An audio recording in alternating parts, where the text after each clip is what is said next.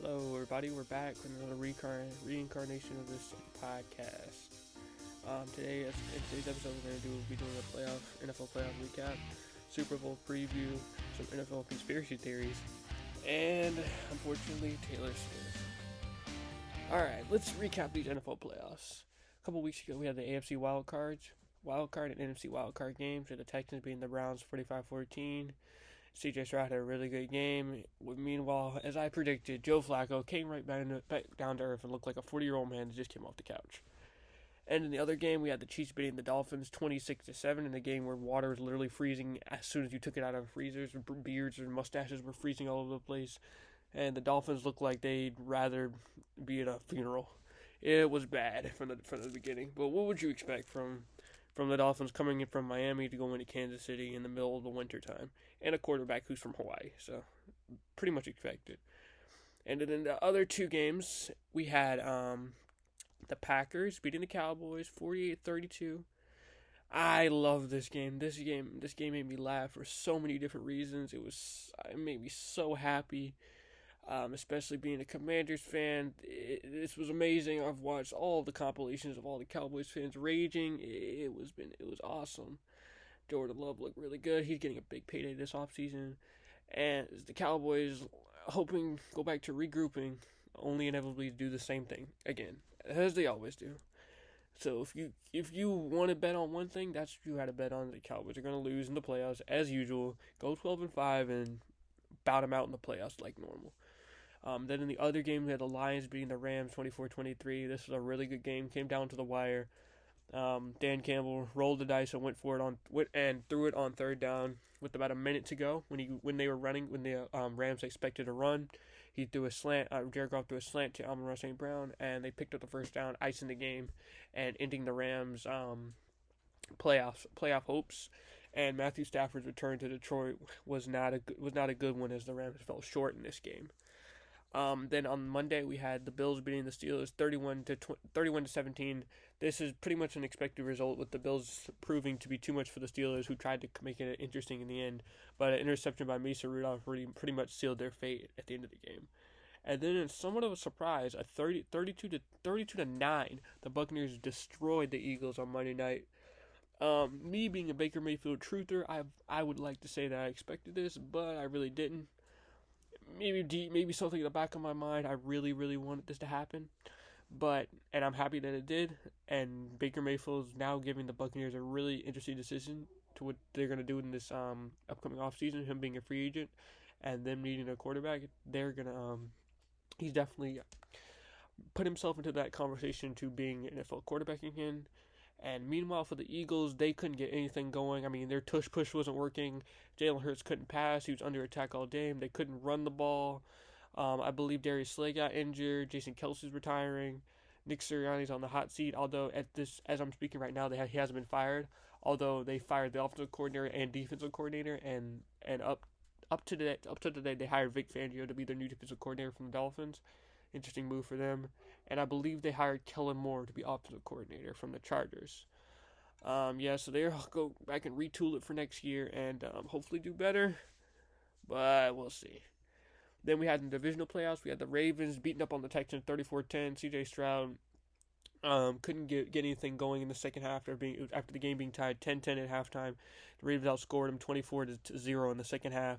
And Stroud was swarmed and harassed all day by the Ravens defense in a really cold, rainy game down in Baltimore. And then in the other game, we had the 49ers beating the Packers 24-21. This game was all over the place. We had the Packers going up by 7 at one point, 21-14, I believe. And then a missed field goal led to the 49ers getting the ball back and going down the field and taking the lead with about a minute to go. And then on the ensuing drive, Jordan Love threw an interception, and that sealed the Packers' fate. A good showing for them in the playoffs, and the future looks really bright for Jordan Love and the Packers. But they fell short this game with Brock Purdy and Christian McCaffrey leading the way for the Green Bay Packers.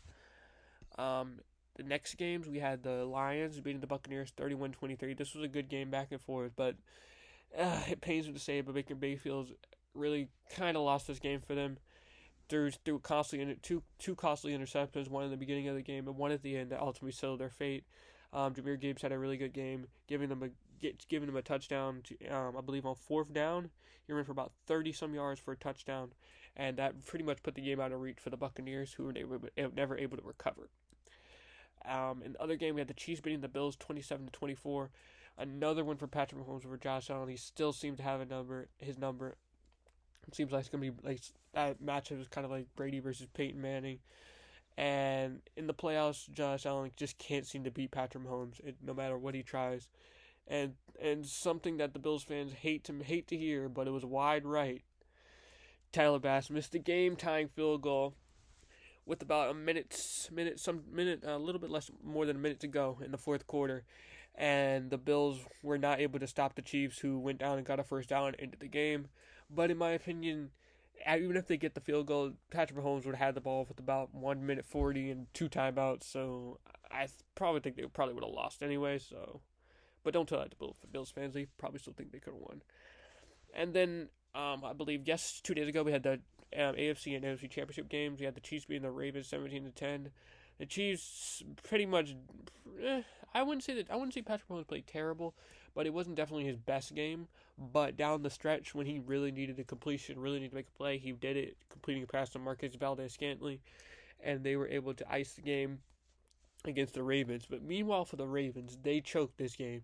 If Zay Flowers on a play where he caught like a 47 yard pass, caught it, and then had a taunting penalty, pushed him back 15 yards, and then later that drive he fumbled the ball, diving for the end zone, and the Chiefs recovered it, and that was by far the difference in the game. Lamar Jackson wasn't that great either. He threw an interception, triple coverage while they were in the red zone when they were down 10, which in that situation you have to tell Lamar that a field goal is not terrible in that situation, not to force anything, but he forces a triple coverage, and it was intercepted, and then basically the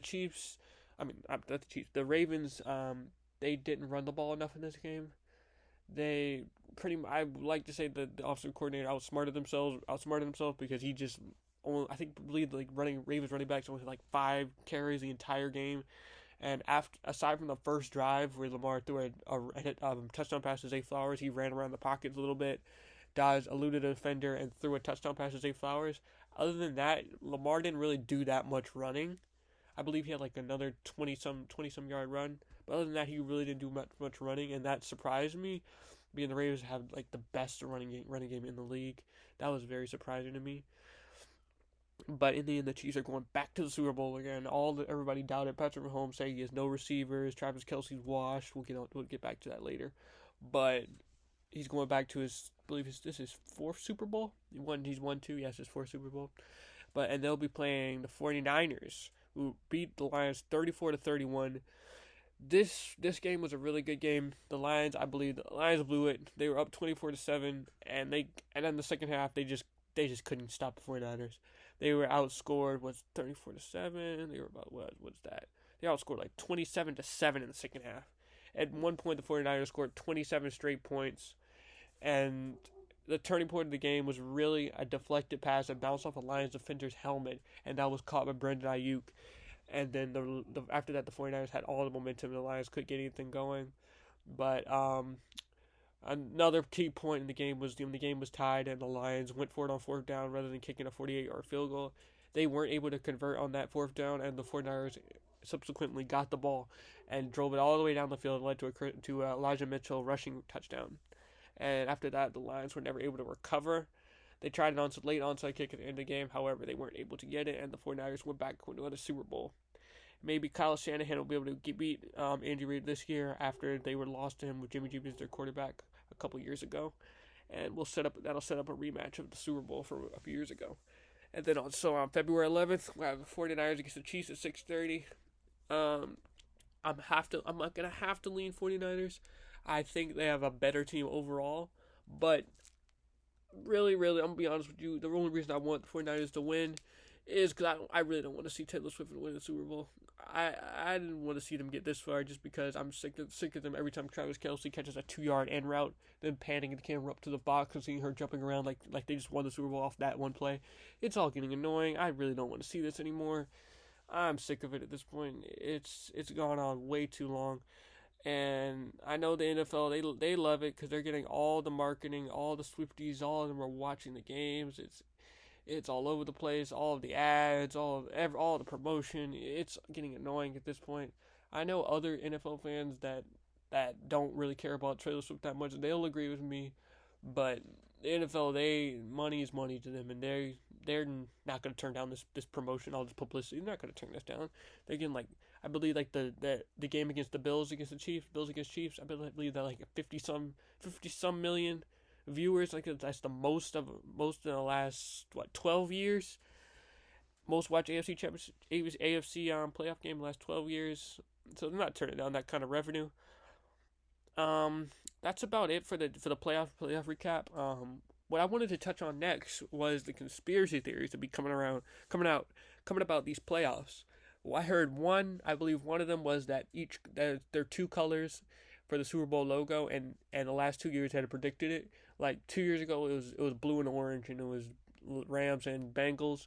The year after that, it was what was it last year? It was green and red, and the Eagles and the Chiefs. And this year, it was purple and red. And now everybody thought it was purple. It was going to be Ravens and 49ers, but it wasn't this time.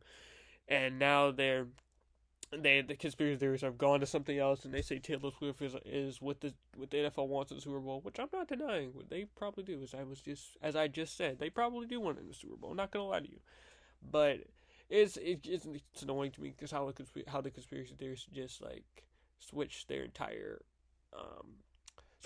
motive depending on what happens. Because I heard another one that was that the Lions were gonna win because like the sign Leo is in opposition or something. It's really weird. They're always coming with something new every week. No matter what happens, it's always gonna be rigged to some people.